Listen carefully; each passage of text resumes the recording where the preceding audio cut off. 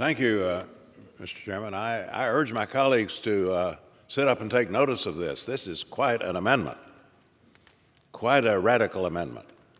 It indiscriminately would cut a total of 36% from programs that transportation and housing in these areas without any regard for the merits of the program, just indiscriminate whacking away.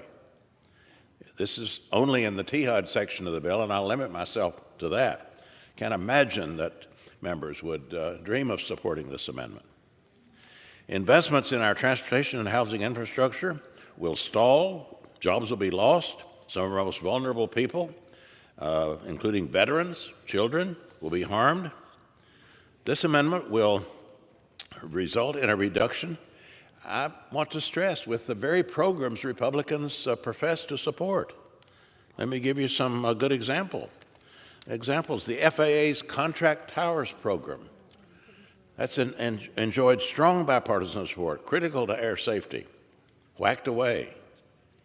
NeighborWorks, which supports local solutions to expand affordable housing, increase housing counseling assistance, strengthen economic development. We increased NeighborWorks under bipartisan urging, slashed.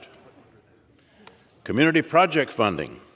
Republicans and Democrats alike have requested these appropriations to address transportation and housing challenges in their local communities, and believe me, if we don't do it, no one will.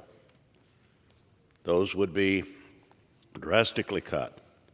Port infrastructure, another Republican emphasis, cut. The amendment would even cut the small amount of defense spending, including the THUD section of the bill. That would be directed at critical maritime security programs.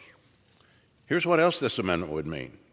The eviction of tens of thousands of low-income households, half of which are elderly or disabled, a growing backlog of roof, elevator, other critical health and safety repairs to public housing, thousands of homeless veterans, survivors of domestic violence, youth out on the street, and a halt in the production of affordable housing, which already is in short supply, and roads, bridges, aviation, transit, rail, port systems across rural and urban communities having their repair and upkeep halted or slowed, becoming less safe. The bill before us helps us make progress in rebuilding and restoring our infrastructure. This amendment would take us backwards.